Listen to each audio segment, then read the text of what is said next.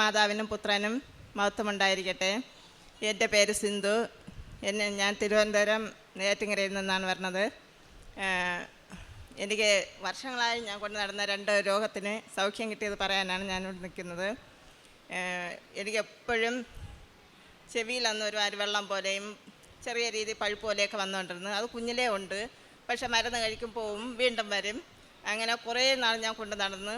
പക്ഷേ അവസാനം ഡോക്ടർ പറഞ്ഞത് ഓപ്പറേഷൻ വേണമെന്ന് പറഞ്ഞു, വലിയ ഹോളായിപ്പോയെന്ന് പറഞ്ഞു. പക്ഷേ ഞാൻ ഓപ്പറേഷൻ എനിക്ക് പേടിയായിരുന്നു, അതുകൊണ്ട് ഞാൻ കൊണ്ട് നടന്നുകൊണ്ടിരുന്നു. പക്ഷേ ഞാൻ ഒരു മക്കളുടെ ആവശ്യത്തിനാണ് ഇവിടെ വന്ന് ഉടമ്പടി എടുത്തത്. ഞാൻ ഇതും എഴുതി വെച്ച്.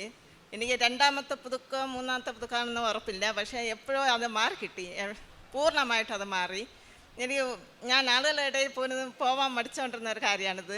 സത്യം പറഞ്ഞാൽ എനിക്ക് ഭയങ്കരത്തിനൊരു സന്തോഷമാണ് എനിക്കത് മാറ്റി തന്നതിന്. അതേപോലെ തന്നെ തൊണ്ടയിൽ എപ്പോഴും ഒരു വേദനയാണ്. എനിക്ക് തണുത്ത ആഹാരങ്ങളൊന്നും കഴിക്കാൻ പറ്റില്ല. കുറേ നാൾ അതിനും മരുന്ന് കഴിച്ച്, പക്ഷേ എനിക്കൊരു കുറവുണ്ടായിരുന്നില്ല. പിന്നീട് വച്ച് നിർത്തി, അതൊക്കെ അവിടെ ഇരിക്കട്ടെ, ഇനി മാറൂല എന്ന് പറഞ്ഞ്. പക്ഷേ അതും എനിക്ക് അമ്മ മാതാവ് നേരത്തെ വസ്തുവായ ഉപ്പും തേനും തൈലമൊക്കെ ഞാൻ ഇന്ന് പൂശുമായിരുന്നു. പൂർണ്ണമായിട്ട് എനിക്ക് ആ രോഗസൗഖ്യം കിട്ടി. അതേപോലെ തന്നെ അടിവയറൊക്കെ എപ്പോഴും എനിക്ക് വേദനയാണ്. എനിക്ക് കുനിഞ്ഞൊന്നും എടുക്കാൻ പറ്റില്ല. ഞാൻ ഒരുപാട് വിഷമിച്ച ഒരു കാര്യമാണത്. കാരണം എനിക്കൊരു ജോലി പോലും കുനിഞ്ഞ് ചെയ്യാൻ പറ്റാത്തൊരവസ്ഥയായിരുന്നു.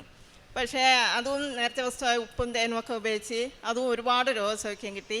പൂർണ്ണമായത് മാറിക്കിട്ടി. എനിക്കിപ്പോൾ എല്ലാ ജോലിയും ഞാൻ കുനിഞ്ഞു നൂന്നും എല്ലാം ചെയ്യുന്നുണ്ട്. അതേപോലെ തന്നെ എൻ്റെ വയറ് ഒരു സുപ്രഭാതത്തിൽ ഭയങ്കര കയറിയങ്ങ് വലുതായി. ഒരുപാട് പേര് എന്നെ കളിയാക്കി. വീണ്ടും ഗർഭിണിയാണെന്നൊക്കെ ചോദിച്ചവരുണ്ട്. ഞാൻ സത്യം പറഞ്ഞാൽ കരഞ്ഞിട്ടുണ്ട്, വിഷമം പറഞ്ഞിട്ടുമുണ്ട് മാതാവിൻ്റെ കൂടെ.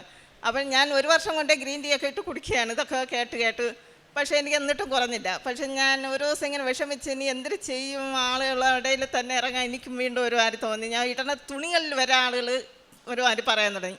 അപ്പം പിന്നെ എനിക്ക് ഭയങ്കരത്തിന് വിഷമമായി. ഞാൻ വീട്ടിലൊക്കെ എല്ലാവരോടും പറഞ്ഞ് സങ്കടം പറയുമായിരുന്നു. അപ്പോൾ ഒരു ദിവസം അമ്മ മാതാവിൻ്റെ കൂടെയും ഞാൻ ഇതേപോലെ സങ്കടം പറഞ്ഞുകൊണ്ടിരുന്നപ്പോൾ ആരോ ഉള്ളിലിരുന്ന് പറയണമല്ലോ, നീ ഒത്തുപോലെ ഉപ്പ് കൂടെ ആ ഗ്രീൻ ടീയിലിട്ട് കുടിച്ച് നോക്കാമെന്ന് പറഞ്ഞു. പക്ഷേ ഞാൻ 2 മാസം കുടിച്ച് എനിക്ക് പൂർണ്ണമായിട്ട് അതിൽ നിന്നൊരു മുക്തി കിട്ടി. ഇത് ഇത്രയും രോഗസൗഖ്യം തന്ന അമ്മ മാതാവിന് നന്ദി പറയുന്നു. കാരുണ്യ പ്രവൃത്തിയായിട്ട് ഞാൻ അനാഥാലയങ്ങളിൽ അരിയൊക്കെ വാങ്ങിച്ചുകൊണ്ട് കൊടുക്കും. പിന്നെ അമ്മമാർക്കുള്ള സ്ഥലങ്ങളിൽ, പിന്നെ ഇവിടെ നിന്ന് ഒരു 3-4 കെട്ട് പത്രമൊക്കെ വാങ്ങിച്ചുകൊണ്ട് നിന്ന് കൂടുതൽ ഹിന്ദു ഏരിയയിലല്ലോ അങ്ങനെയൊക്കെയാണ് കൊടുക്കുന്നത്. പിന്നെ പള്ളികളിൽ കൊടുക്കും.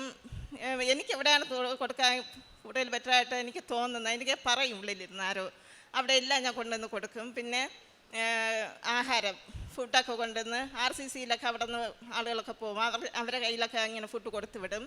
അല്ലാതെ ഫുഡ് കൊണ്ട് ഞാൻ ആശുപത്രിയിലൊക്കെ കൊടുക്കും. ഞാൻ ബൈബിൾ വായനയൊക്കെ എനിക്ക് ഇത്തിരി കുറവായിരുന്നു. ഞാൻ ബൈബിളൊക്കെ ഇപ്പം നന്നായിട്ട് വായിക്കും. കാരണം ഒരു പ്രാവശ്യം ബൈബിൾ വായിച്ച് തീർത്തു. പിന്നെ സാക്ഷിയൊക്കെ ഞാൻ ഷെയർ ചെയ്യും. ഒരുപാട് ധ്യാനം ഞാൻ മുടങ്ങാതെ കേൾക്കുകയും ചെയ്യും. പിന്നെ അത് ഒരുപാട് ഷെയർ ചെയ്യുകയും ചെയ്യും. ഒരുപാട് പേർക്ക് ഷെയർ ചെയ്യുകയും ചെയ്യും. സ്വഭാവമൊക്കെ ഒരുപാട് മാറ്റം വന്നു. കാരണം എൻ്റെ കുടുംബത്തിലെപ്പോഴും വഴക്കാണ്. ഞാൻ ഹസ്ബൻഡുമായിട്ട് പരസ്പരം ഭയങ്കര പോര് തന്നെ. പക്ഷേ ഇവിടെ വന്ന് ഉടമ്പടി എടുത്തതിന് ശേഷം ഒരുപാട് അതിൽ മാറ്റം വന്ന് ഞങ്ങളിപ്പോൾ ഒരുപാട് നല്ല സൗഖ്യത്തിൽ നല്ല ഇതിൽ തന്നെയാണ് പോകുന്നതെന്ന് പറയാം. കാരണം അത്രയും മക്കളൂടെ ഭയങ്കരത്തിന് എതിരായിട്ട് നിന്ന് ഭയങ്കരത്തിന് പ്രശ്നങ്ങളായിരുന്നു വീട്ടിൽ. ആളുകൾ തന്നെ ചോദിച്ചിട്ടുണ്ട് ഇത് എന്തിനാണെന്ന് അടിക്കണമെന്ന്. അത്രയും ഭയങ്കര ഇതായിരുന്നു. പക്ഷേ ഇവിടെ വന്ന് ഉടമ്പടി എടുത്ത് ഇവിടെ ധ്യാനമൊക്കെ കൂടിയതിന് ശേഷം ഒരുപാട് മാറ്റം. ഞങ്ങൾ ശരിക്കും സന്തോഷത്തോടെയാണ് ഇപ്പോൾ ഒരു ഫാമിലി കൊണ്ടുപോകുന്നത്. തന്നെ എല്ലാത്തിനും അമ്മ മാതാവിനോടും ഇത്രയും നന്ദി പറയുന്നു. സങ്കീർത്തനങ്ങൾ 75:1. ദൈവമേ, ഞങ്ങൾ അങ്ങേക്ക് നന്ദി പറയുന്നു, ഞങ്ങൾ അങ്ങേക്ക് കൃതജ്ഞത അർപ്പിക്കുന്നു, ഞങ്ങൾ അങ്ങയുടെ നാമം വിളിച്ചപേക്ഷിക്കുകയും അങ്ങയുടെ അത്ഭുത പ്രവൃത്തികളെ പ്രകീർത്തിക്കുകയും ചെയ്യുന്നു. സിന്ധുവെന്ന ഈ സഹോദരി തൻ്റെ ഉടമ്പടി ജീവിതത്തിലൂടെ തനിക്ക് ലഭിച്ച ശാരീരികമായ രോഗസൗഖ്യങ്ങളെയാണ് അമ്മ മാതാവിൻ്റെ തിരുനടയിൽ സന്തോഷത്തോടെ സാക്ഷ്യപ്പെടുത്തിയത്. സഹോദരി പറഞ്ഞു, ശരീരത്തിൻ്റെ വിവിധങ്ങളായ രോഗക്ലേശങ്ങളെക്കുറിച്ച് മറ്റുള്ളവർ പലപ്പോഴും കളിയാക്കുകയും അപമാനിക്കുകയും ചെയ്തിരുന്ന വിഷയങ്ങളെക്കുറിച്ച്, ജോലി ചെയ്യുവാനാവാതെ ശാരീരികമായ സൗഖ്യത്തോടെ ഒന്നും ചെയ്തു കൊടുക്കുവാനാവാതെ ഏറെ ക്ലേശം അനുഭവിച്ച നാളുകളെക്കുറിച്ച് ഉടമ്പടി എടുത്ത നാൾ മുതൽ അമ്മ മാതാവിൻ്റെ ഉടമ്പടി തൈലം, ഉടമ്പടി ഉപ്പ് എന്നിവ ഉപയോഗിച്ച് പ്രാർത്ഥിക്കുകയും അമ്മയിൽ ശരണപ്പെട്ടുകൊണ്ട് തൻ്റെ രോഗക്ലേശങ്ങളെ ഏൽപ്പിച്ചു കൊടുക്കുകയും ചെയ്തപ്പോൾ ഈശോയുടെ ലഭിച്ച സൗഖ്യത്തെയും സംരക്ഷണത്തെയുമാണ് ഈ എൽത്താരയിൽ സാക്ഷ്യപ്പെടുത്തിയത്. അതിനേക്കാൾ ഏറെ കുടുംബത്തിൽ വന്ന സമാധാനത്തെയും സന്തോഷത്തെയും കുറിച്ച് സഹോദരി സൂചിപ്പിച്ചു. ഉടമ്പടി ജീവിതം നമ്മളെ ഓരോരുത്തരെയും കുറേ കൂടി ആത്മബന്ധമുള്ള, ഹൃദയസ്നേഹമുള്ള, മറ്റുള്ളവരെ പരിഗണിക്കുന്ന വ്യക്തികളായി വളർത്തുകയാണ് ചെയ്യുന്നത്.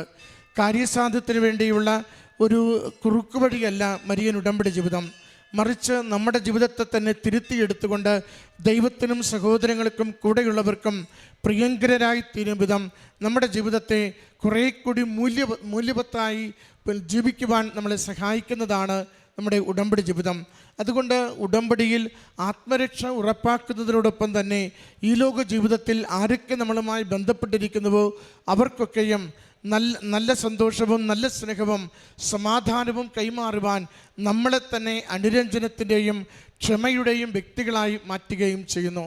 അതിൻ്റെ സന്തോഷവും സ്നേഹവും സവിശേഷമായി സഹോദരി ഈ എൽത്താരയിൽ എടുത്തു പറയുകയും ചെയ്തു. അമ്മ മാതാവിൻ്റെ കരങ്ങളിൽ നമ്മുടെ ജീവിതങ്ങളെ സമർപ്പിച്ച് പ്രാർത്ഥിക്കാം.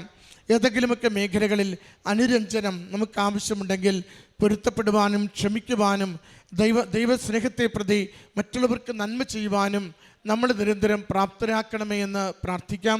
ഈ കുടുംബത്തിന് ലഭിച്ച എല്ലാ നന്മകൾക്കും അമ്മ മാതാവിനും തിരുക്കുമാരനും നന്ദി പറഞ്ഞുകൊണ്ട് കരങ്ങളടിച്ച് സൗഖ്യപ്പെടുത്തിയ കർത്താവിനും ഈശോയ്ക്കും നന്ദി പറഞ്ഞുകൊണ്ട് ഈ സാക്ഷ്യം സമർപ്പിക്കാം. അത്യപൂർവ ദൈവാനുഭവങ്ങൾ ഇനി നിങ്ങൾക്കും സ്വന്തം.